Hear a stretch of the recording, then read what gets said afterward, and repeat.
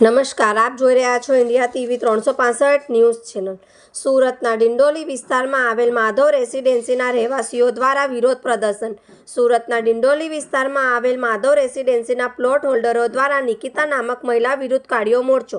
Madhav રેસિડેન્સીના plot હોલ્ડરો મહિલાઓ દ્વારા કહેવામાં આવ્યું છે કે આ નિકિતા નામક મહિલાના મકાનમાં અવારનવાર બહારના સોસાયટીના લોકો પ્રવેશ કરે છે અને પરપુરુષો સાથે પૂર્ણ દિવસ શરમ વગર ફર્યા કરે છે, જેના કરાયા સોસાયટીના પ્રમુખ અને પ્લોટ હોલ્ડરો દ્વારા આક્ષેપો, જેમાં આક્ષેપો કરાયા કે હાલ પ્રવીણ પ્રવાર નામક સોસાયટીના પ્લોટ હોલ્ડરને આ મહિલા દ્વારા ખોટી ફરિયાદ આપી ફસાવવામાં આવે છે, જેમાં આ મહિલા દ્વારા પ્રવીણ પ્રવારને એક પણ રૂપિયા કે સોના ચાંદીના દાગીના આપવામાં આવ્યા નથી અને પ્રવીણ પર ખોટા આરોપો લગાવી દુષ્કર્મના ગુનામાં ફસાવી દેવામાં આવ્યા છે, જેમાં આ નિકિતા નામક મહિલાના વર્તનથી માધવ રેસિડેન્સીના લોકો પણ હેરાન પરેશાન થઈ ગયાના આક્ષેપો કરાયા હતા। જોતા રહો India TV 365 news channel.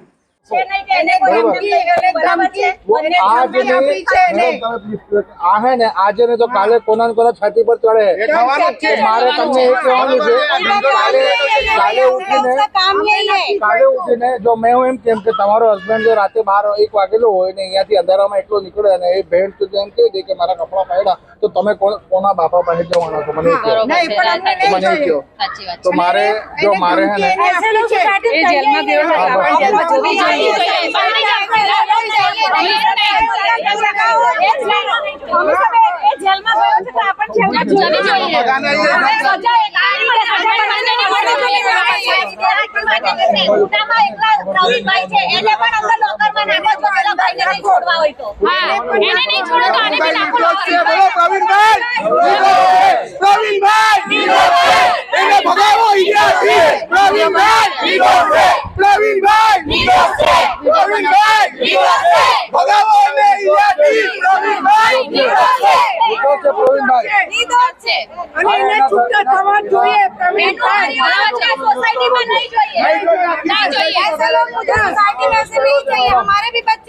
Pravin Pawar society નું નામ માધવ રેસિડેન્સી। શું બનાવ બન્યો છે?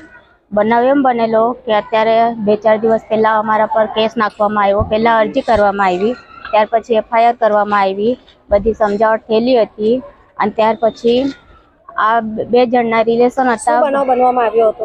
બનાવ એમ બનાવવામાં આવ્યો કે અમારા પર કેસ નાખવામાં આવ્યો કે અમે 10 લાખના દાગીના લીધેલા છે, 3 લાખ કેશ લીધેલી છે અને સામેવાળા ભાઈ પર બલાત્કાર કરવામાં આવેલો છે, કેસ એવો નાખવામાં આવ્યો અને આ 3 ગુના ખોટા છે, એમાંથી એક પણ ગુનો ખરો નથી। જ્યારે અમે પૂછવા ગયા કે ભાઈ આ શું કામ કર્યું, શા માટે કર્યું, તો એમ કહેવામાં આવ્યું કે હવે મેં જે નવો બંદો પકડેલો છે એ સોસાયટીમાં આવે છે તો સોસાયટીવાળાને પ્રોબ્લેમ નથી, પ્રોબ્લેમ તમને છે અને તમારા કારણે અમારી બદનામી થાય છે, એટલે અમે તમારા પર ખોટો કેસ નાખીએ છીએ એવું અમને કહેવામાં આવેલું છે। અને પછી અમે એમ પણ કીધું કે ભાઈ તમારે હવે જે કરવું હોય તે જે બંધો તમે નવો પકડ્યો માણસ, એ માણસને જે રાખવું છે તમારે બહાર રાખો, સોસાયટીમાં નહીં લાવો, સોસાયટીને પ્રોબ્લેમ થાય છે, એમાં અમારો કોઈ વાંક નથી, તો એમ કે તમારા કારણે અમારી બદનામી થાય છે એટલે અમે તમારા પર કેસ નાખીએ છીએ એવું અમને કહેવામાં આવેલું હતું। અને જે ભાઈ આવે છે 8મા નંબરના છે, હવે જે આવે છે તે આના પહેલાં 7 લોકો સાથે સંબંધે બાઈના થઈ ગયેલા છે અને 8મા નંબરના ભાઈએ ઘરે આવ્યા, એમને પોલીસની ગાડી આવીને પકડી લઈ ગઈ અને પછી એ બધો બ્લેમ અમારા પર નાખવામાં આવ્યો કે તમારા કારણે પોલીસ આવી અને એ માણસને પકડીને લઈ ગઈ, તો એ અદાવત રાખીને અમારા પર ખોટો કેસ કરવામાં આવ્યો। જેના ઉપર કેસ કરવામાં આવ્યો છે એ કોણ છે? મારા હસબન્ડ છે પ્રવીણ રંજીત પવાર। એ લોકોના રિલેશનશિપ હતા 3 વર્ષથી 2023થી બંનેની મંજૂરીથી રિલેશનશિપ થયેલા છે, બંનેની વચ્ચે રિલેશન હતા, 3 વર્ષથી રિલેશન ચાલતા હતા અને બંનેની સ્વેચ્છાથી થયેલા હતા। તમે પોલીસમાં ફરિયાદ કરેલી છે? અમે પોલીસમાં ફરિયાદ અમે નથી કરી, એ બેને એફઆઈઆર કરી અને આ બધું પૈસા માટે થાય છે। એમનું કહેવું એમ છે, પહેલાં અમને એમ કહેવામાં આવેલું કે અમે 14 લાખનો કેસ નાખેલો છે, તમે 7 લાખ આપો તો અમે ફટાફટ કરી દઈએ। હવે અમે 7 લાખ આપવા માટે સક્ષમ નથી, તો અમે કીધું અમારી પાસે 7 લાખ નહીં મળે અને એફઆઈઆર નાખવાના પહેલાં એફઆઈઆર જ્યારે લખાઈ અને એ બાઈ બહાર આવી, એની હાથે જે માણસ હતો એની સાથે વાત કરી તો એ અમને એમ કીધું કે હવે છેલ્લે 50,000 આપો, 50,000 આપો તો અમે કેસ પાછળ લઈએ, તો અમે કીધું અમે 50,000 આપવા માટે સક્ષમ નથી, એટલે પછી ત્યાર પછી એફઆઈઆર કરવામાં આવેલી છે। અને તમારી માંગ શું છે? અમારી માંગ એ છે કે જે મારા હસબન્ડ છે એ નિર્દોષ છે, એમના પર બધા આરોપો ખોટા છે અને અમને અમારો માણસ પાછો ઘરે જોઈએ છે. ખોટી રીતે એને અંદર નાખવામાં આવેલો છે. આ બનાવ બનવાનો કેટલો ટાઈમ થઈ ગયો? આ બનાવ બનવાને હવે FIR નાખવા માટે 2 દિવસ થયેલા છે, 2 થી 4 દિવસ. કેમ હમણાં ઉતરો, અમને આ પરિવાર નહીં જોઈએ, નામ બોલો, નામ બોલો. નહીં જોઈએ, બિલકુલ નહીં જોઈએ. બોલો. મેં તમારી નિકિતા બનાવટ, નિકિતા બનાવટ, નિકિતા બનાવટ સોસાયટીમાં તો મારી હારે નહીં જોઈએ, નહીં જોઈએ, નહીં જોઈએ. હું તમને કહું છું એ માણસ નિર્દોષ છે 100%, 110%. હું હમણાં જ રહેવા આવી છું મેડમ, પણ હું કહું છું કે એ માણસ નિર્દોષ, કેમ કે એની બૈરી ક્યારે નીચે દેખાય એટલું ફેમિલી સરસ છે મેડમ. આ માસી ઉપર બહુ ધમકી આપે છે. અને એને નામ જીતેન્દ્ર પાટીલ, માધવ રેસિડેન્સીનું હું મેન પ્રમુખ છું. હવે સોસાયટીમાં જે રહે છે નિકિતાબેન, એની બહુ ફરિયાદ આવી મારા પાસે કે બહારના માણસો લઈને આવે છે. હું એના ઘરે ગયો, એક વખત એને સમજાયું તો એ મને કીધું કે ભાઈ મારા ઘરે કોઈ બી આવે, તમારે કોઈ લેવા જવાનું નથી. એના પછી અમે 101 પર ફોન કરીને પોલીસવાળાને બોલાવીને એના ઘરેથી માણસને ઉઠાવેલું, અરજી બી આપેલી પોલીસ સ્ટેશનમાં. પછી બી એને લખાઈને આપ્યું અમારા પાસે કે એ ભાઈ આવી શકે, એની જવાબદારી મારી. અને બીજું વસ્તુ કે જે પ્રવીણભાઈ છે અમારા સોસાયટીમાં રહે છે, એ એની જોડે 4 વર્ષથી એના મનથી એની જોડે ફરતી હતી, એની જોડે એને મનથી રહેતી હતી. પછી મારા સામે જ એને પૈસાની માંગ રાખેલી એની જોડે કે તું મને પૈસા આપ તો હું તારા ઉપર કેસ નહીં કરું. બીજું વસ્તુ એવું કે એને 6 મહિનાથી બ્લેકમેલ કરતી હતી. પછી છેલ્લે પોલીસવાળા પાસે અમે ગયેલા, અમે નોંધ આપેલી, તો બી એ પછી ફરિયાદ લઈ ગયેલી પોલીસ સ્ટેશનમાં અને એના વિશે જબરદસ્તી બળાત્કારની કેસ નાખેલી છે. એ નિર્દોષ છે એ ભાઈ, એની જોડે કોઈ જબરદસ્તી નહીં થયેલી છે ના કંઈ. અને બીજી વસ્તુ કે એ લોકો પૈસા ખાવામાં એવા જ છે, કેમ કે સોસાયટીના અત્યાર સુધી 20,000 રૂપિયા પહેલાં ભાઈએ એના ઘરવાળાએ ખાધેલા છે. એ આપવાનું નામ નહીં લેતો છે, પ્લસ મેન્ટેનન્સ નહીં આપતો છે. બહુ જબરદસ્તીથી એ લોકો બધાને ધમકાવે છે સોસાયટીમાં. એની બહેરો એના આજુબાજુના બહેરાઓને ધમકાવે છે. જેવું કે જે માસી છે એ માસીને અમારા સામે 2 વખત ધમકાવેલી છે.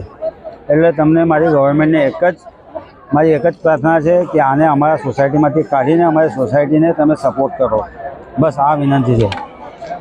इसलिए मालूम है जो अभी नया जो बंदा आता था, एंट्री करता था, बाद में बोले मेरे को तो बिजनेस का धंधा करने का है, बाद में बोलता मेरे बहन लगती है ट्यूशन करने का है, ऐसा करके मैं तो बोला एंट्री तो करना ही पड़ेगा ना, मैं एंट्री छोड़ेगा नहीं. कितने बजे रात वाला भी एंट्री कर रहा है वो भी बताएगा, मेरे भी एंट्री बताएगा, उसमें कोई अफसोस नहीं है. पर ये बात हमको भी तकलीफ होता है ना, घड़े घड़े एक बार आता है फिर बंद करो ना फिर चालू करो, हमको तकलीफ होता है नहीं. नौकरी में हमको भी वादा होते है कि नहीं, फिर इसका कोई इंतजाम करना ही होगा.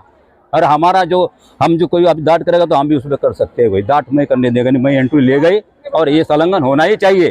कोई मत होना ही मंजे होना है, क्योंकि नौकरी का हमारा सवाल है. कोई भी काम नहीं करता है.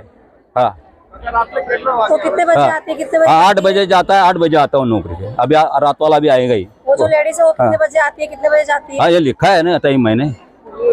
अब ये लेट जाता है, कभी 12 बजे भी, 1 बजे भी, फिर 4 बजे भी आता है, रात को 3 बजे भी आता है. सब टाइम एडजस्ट कर दिया है पूरा. कितने बजे आ रहा है, कितने बजे आ रहा है देख सकता है कोई पुलिस वाला, तो भी मैं बोल सकेगा, उसमें कोई डर नहीं है. આરોપીનો જે આરોપી આ ઠેરાયો છે આંબેવાડી વ્યક્તિએ, એના જીજાજી વાત કરું છું. તો આ વ્યક્તિ જે આરોપ કર્યો છે એ એકદમ એ છે, સાબિત થવા જેવો નથી, કેમ કે એ વ્યક્તિ એકદમ નિર્લજ્જ છે. એ વ્યક્તિનો ટાઈમ આવવા જવાનો તમે સોસાયટીમાં પૂછી લો. સૌથી વધારે જ્યાં રહે ત્યાં એનું ખબર પડી જાય, એનું ગુણ શું છે, એનું ગાન શું છે, સોસાયટીમાં ખબર પડી જાય. બરાબર. અને મારી પાસે હું વાત કરેલી ને સોસાયટીમાં શું વાત કરે છે, એ વ્યક્તિ બહુ દલવતલું છે કે એનું પ્રોફિટ માટે, એનું ફાયદા માટે એ બધું આ કામ કરે છે. અને આની સાથે એક એનો લવર છે, એનું નામ નથી ખબર મને, એ જે રોજે સાંજે આવે છે, 12 વાગે આવે, ક્યારે સવારે 4 વાગે આવે. વોચમેનને તમે પૂછી લેજો એવું હોય તો. એને છોડીને જાય છે ગેટ પર અને લેવા માટે આવે છે, છોડવા માટે આવે છે. હવે રાતે શું કામ કરે મને ખબર નથી પડતી. 2 થી 4-5 કલાકમાં શું કામ કરે મને કંઈ ખબર નથી પડતી. બરાબર. અને સોસાયટીઓની બી કમ્પ્લેન્ટ છે કે આ વ્યક્તિ કંઈ સારી નથી. મેડમ અને એ જે 10.5 લાખ દાગીના અને 3.5 લાખ કેશ, તો એ મારો સાળો છે, મને એનું સુખ દુઃખ બધું ખબર છે, એના મા બાપ નથી, એટલે બધું મારે હેન્ડલ કરવું પડે. હું છે હું નહીં, એનું ઘર હોય કે કશે બી હોય, તો જરા એ સાબિત કરીને બતાવે, બિલ લાવીને બતાવે કે ક્યાંથી હું કર્યું છે. એના કંઈ એની કંઈ લાખ રૂપિયા 2 લાખ રૂપિયા કંઈ એની ઇન્કમ નથી કે આટલું બધું આપે. ને કોઈ તવે બી હોય કે XYZ કોઈ પણ હોય, કોઈ પ્રેમમાં હોય કે કોઈ મિત્રતામાં હોય કે કોઈ કશે બી હોય, કોઈ કોને 5,000 રૂપિયા નથી આપતું. 5,000 બી આપવા હોય તો 10% ને 5% વ્યાજથી આપે. તો આ આટલા બધા પૈસા આપી દીધા. તો મારે જાણવું છે કે આ આટલા પૈસા આપ્યો અને મારી જાણ વગર કે આ શું શું કર્યું, આ કશે ઘર તો લીધું નહીં, બીજું મારે જોવું પડે. બરાબર? તો મેડમ પ્લીઝ કે રિક્વેસ્ટ છે કે આ એના દાગીના આપ્યા હોય ને કેશ આપ્યો એનો પ્રૂફ આપવું. મારી ઈચ્છા છે કે આને પ્રૂફ આપવું કે આ આપ્યા છે. નહીં તો આને પછી નિયમસર જેમ અમારી ઇજ્જત ગઈ છે સેમ મેડમ આ માફી માંગવી ભર સમાજમાં કે તારી ઇજ્જત હોય, લેડીઝ છે તું, તારો લેડીઝ સમાજ, લેડીઝનો સમાજમાં માન સન્માન છે, તો પુરુષ કંઈ ગયેલો નથી મેડમ. તો પુરુષો બી માન સન્માન રહેવો જોઈએ. Please request.